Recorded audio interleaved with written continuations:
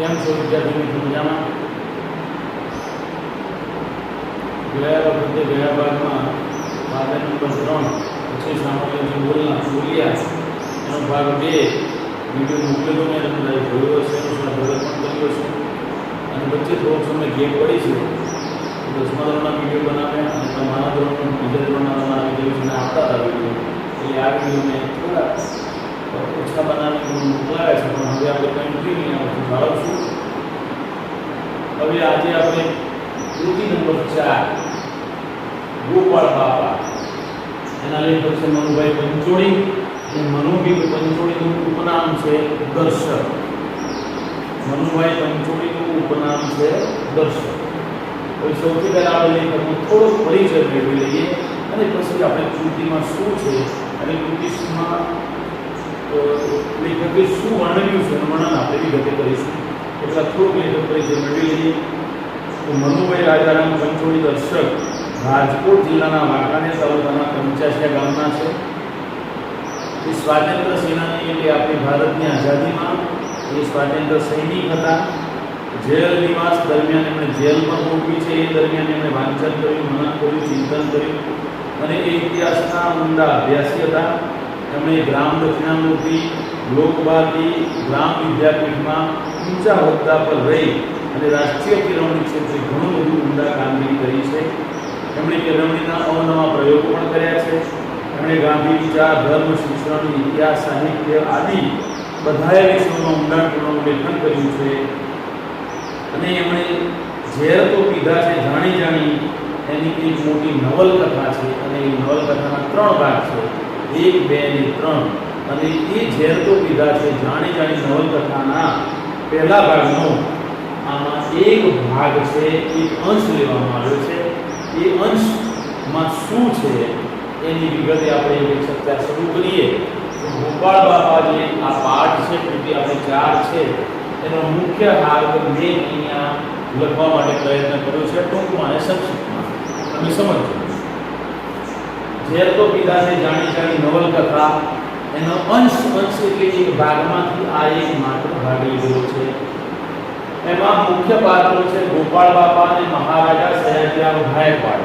મહારાજા સયાજીરાવ ગાયકવાડ વડોદરાના રાજા હતા અને વડોદરાના રાજા મહારાજા સયાજીરાવ ગાયકવાડ અને ગોપાળ બાપા એક વણિક હતા.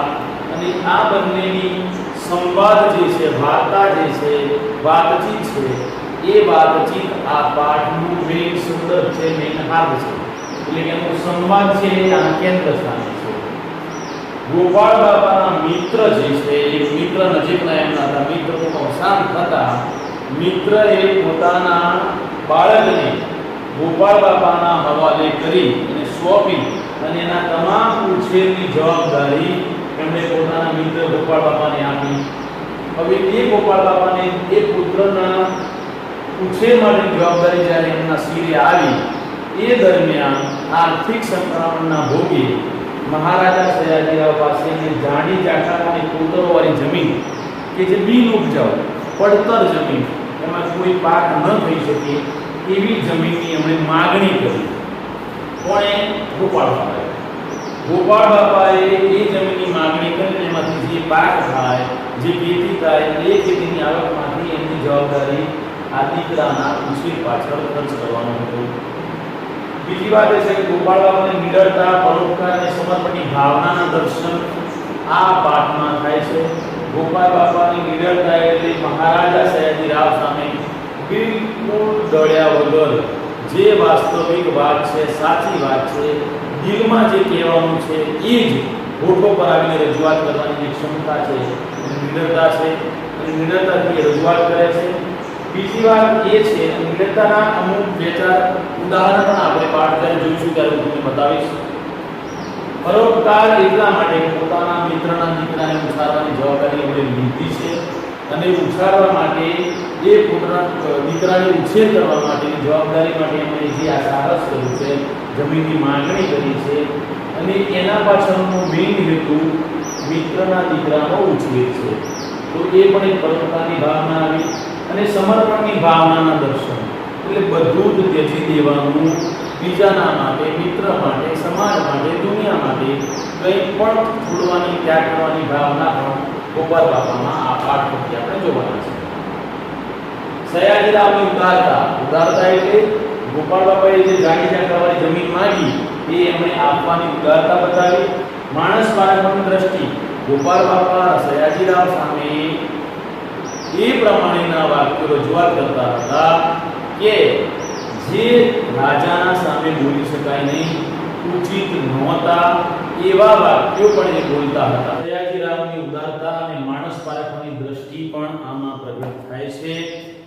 ઉપરાંત પોતાને માટે જીવે તે સ્વાર્થ અને બીજાને માટે જીવે તે પરમાર્થ એનું ઉત્કૃષ્ટ ઉદાહરણ છે ગોપાળ બાપા. એમણે પોતાના મિત્રના દીકરા માટે જે રાજા પાસે જમીનની માગણી કરી અને પોતાને માટે જીવે નહીં પણ પોતાના માટે તો ઠીક પણ મિત્રના દીકરા માટે જીવવાની જે એમણે જે શક્તિ બતાવી એ પરમાર્થ, પરોપકાર, ઉદારતાનું જ્વલંત ઉદાહરણ છે. આ પાઠમાં બીજું એ પણ શીખવાને જાણવા મળે છે કે ખેતી કાર્ય, પર્યાવરણ, બિનઉપયોગી જમીનનો ઉપયોગ, વૃક્ષો રાષ્ટ્રની સમૃદ્ધિનો આધાર છે. આ એના હેતુ છે. આ પાઠમાંથી આપણે આ શીખી શકીશું. આ એના ઉદ્દેશો છે. તો હવે પાઠ તરફ આપણે આગળ વધીએ તો પાઠની શરૂઆતમાં જે એના અંશો છે હું તમારી સામે વાર્તા સ્વરૂપે વાંચીશ અને રજૂ કરીશ તો તમારે આને ચિત્ર સ્વરૂપે જોવાના. વાંચવાથી તમારી નજર સામે ચિત્ર ઊભું થશે અને સ્ટેપ બાય સ્ટેપ તમે આગળ વધતા જશો અને તમને સમજ પડતી જશે. તો સૌથી પહેલા શરૂઆતમાં એક જ આદમીના કુંડની આ કોતરોની આંબા, જાંબુડા, રાયણ અને ચીકુના ઝૂંડથી મહેકતા કરી મૂક્યા છે. 40 વર્ષ પહેલાની વાત છે. એક જ આદમીના પુણ્ય પ્રતાપે એટલે ગોપાળ બાપાના પુણ્ય પ્રતાપે એમણે પડતર જમીન લઈ અને એ જમીનને સમાંતર બનાવીને એમાં ખેતી કરી, ઉપજાઉ ફળો વાવ્યા અને એ વાવીને આજે હરીભરી કરી મૂકી છે. ને જાંબુડા, આંબા અને ચીકુના ઝૂડથી એ આખું વાતાવરણ ઝાડના ઝૂંડવાઓથી મહેકી ઉઠ્યું છે. આ વાત 40 વર્ષ પહેલાની છે એવું લેખકનું કહેવું છે. વર્ષની શિયાળાની એક સવારે વખતના સ્વપ્નસિંહ મહારાજ શ્રીમંત સયાજીરાવ ગાયકવાડ એક કોતરની ભેખડ ઉપર એકાદ બે અંગરક્ષકોની સાથે બાજુના જંગલમાંથી કોઈ દીપડો આવ્યો છે એવા સમાચાર સાંભળી અને એ તરફ ગયા હતા. ત્યાં થોડાક શિકારીઓ ઘોરડ, બાવળના ઝાડા ઝાંખરાથી નીચે ઉતરતી જતી કેડીઓમાં સાવચેતીથી ઉતરતા હતા. ઘોરડ, બાવળના એટલે બાવળ છે એક જાતનો, ઘોરડ મીન્સ એક જાતનો બાવળ. એ બાવળના ઝુંડાઓમાંથી શિકારીઓ ત્યાં જતા હતા, ઉતરતા હતા. એ બધા એ ઝાડીમાંથી દેખાતા હતા અને એ જગ્યાએથી મહારાજ દૂર દૂર દેખાતી ટેકરીઓની દૂરબીનથી જોતા હતા કે કોતરમાં દીપડો છે કે ક્યાં, એટલે દીપડાની શોધમાં આવેલા હતા અને દૂરબીનથી જોતા હતા. એ સમયે ઓચિંતાના એક ખેડૂત આવીને રાજાની પાસે ઊભા રહે છે અને થોડાક ફળ ભેટ કરે છે અને પ્રણામ કરે છે અને પ્રણામ કરી અને કહે છે કે મહારાજ, આ હું બોર તમારા માટે લઈ આવ્યો છું. ત્યારે મહારાજ એ મોટા મોટા લીંબુથી પણ મોટા બોર જોઈને આશ્ચર્ય પામી જાય છે અને કહે છે કે આ બોર લીંબુથી પણ મોટા બોર આવા પછી ક્યાંથી લાવ્યા? તો ગોપાળ બાપાએ કીધું કે અહીંયા બાજુમાં મારી બોરડી છે, એ બોરડીના જ બોર છે ને બોરડી મેં જાતે ઉછેરી છે અને હું તમને ભેટ કરવા માટે અહીંયા લઈ આવ્યો છું. હસીને મહારાજે કહ્યું, ત્યારે લોભે લોભે આવ્યા છો, કહો શું અરજ છે?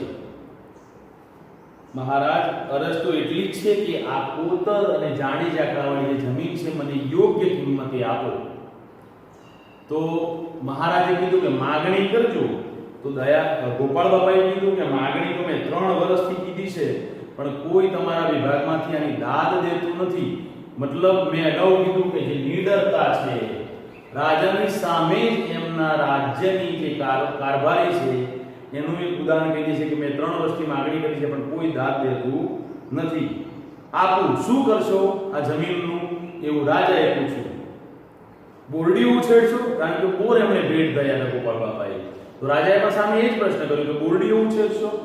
બોર પણ આ ગામડાના છોકરાને મળતા નથી, પણ સાચું કારણ તો એ છે કે આ કોતરનું તળ સાચું છે. તળ સાચું મીન્સ તળ એટલે જમીનનું લેવલ, અને અંદરના ગાળામાં ધડા ભર્યા છે. જમીનના અંદરનો જે ભાગ છે, ધરા મીન્સ પાણીનો ઊંડો જે જગ્યા હોય એને ધરો કહેવાય. ધરો એટલે પાણીની ઊંડાણવાળી જગ્યા. ગમે ત્યાં 8 હાથે પાણી નીકળે છે. 8 હાથ એટલે આ એક હાથ, એક હાથમાં 1.5 ફૂટ કહેવાય. કેટલું? 1.5 ફૂટ. તો 8 હાથ, તો 8 દોઢું કેટલા થાય? 8 4 12. તો 12 ફૂટ જ્યારે જમીન ખોદવામાં આવે તો પાણી નીકળે છે. ત્યાં 8 હાથે પાણી નીકળે છે એવું ગોપાળ બાપા કહે છે. જમીન પણ કોઈ ભાતની છે.